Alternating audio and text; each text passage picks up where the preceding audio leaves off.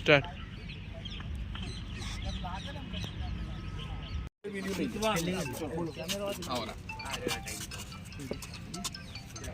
આજે જૂના ડીસા ડિઝાઇન મહેતા સ્કૂલની અંદર આદરણીય એવા રજની કાકા જેમના નામથી ટુર્નામેન્ટ રમાઈ રહી છે. તો સર્વે ગામજનોએ વિચાર કર્યો કે રજની કાકાના નામથી ટુર્નામેન્ટ રમાય, તો આજે એનું ઓપનિંગ છે.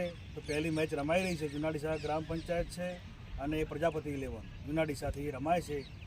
એ બદલ શુભેચ્છાઓ પાઠવીએ છીએ કાકાને, રજની કાકાને ખૂબ ખૂબ શુભેચ્છાઓ પાઠવીએ છીએ જૂના ડીસા ગ્રામ પંચાયત.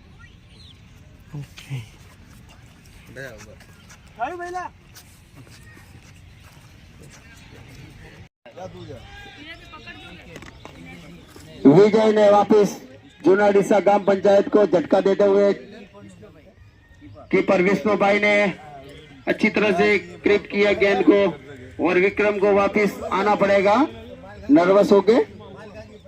विक्रम के बल्ले से हमने बहुत ऐसे छक्के की आशाएं रखी थी, लेकिन कोई छक्का नहीं बता सके. और उनका स्थान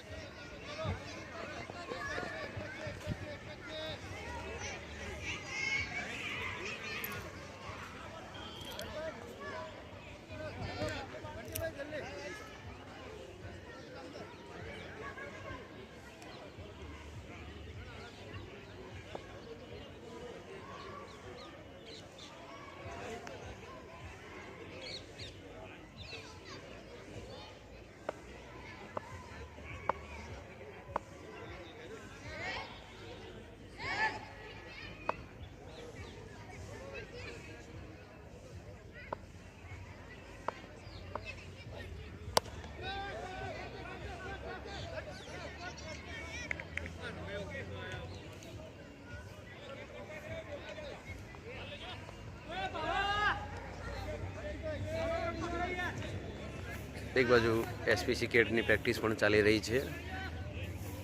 ધોરણ 8 અને 9ના વિદ્યાર્થી ભાઈઓ અને બહેનો એસપીસીની પ્રેક્ટિસ કરી રહ્યા છે પરેડ માટે 26મી જાન્યુઆરી માટે. અને એક બાજુ આપણે અહીંયા ક્રિકેટ મેચનું આયોજન થઈ રહ્યું છે અને ચાલુ જ છે match. Juna Deesa Gram Panchayat versus Prajapati genius 11 વચ્ચે મેચ ચાલુ છે. અને bowler Moin Khan Sindhi 4 over 35 run થયા છે. અત્યારે આપણે જોઈ રહ્યા છીએ મિત્રો, રજની કાકા ક્રિકેટ ટુર્નામેન્ટ આયોજન ડીજે મહેતા સ્કૂલ જૂના ડીસાને આઉટ થઈ જાય ડોફા બરાબર તો હમણાં હું જોઉં છું.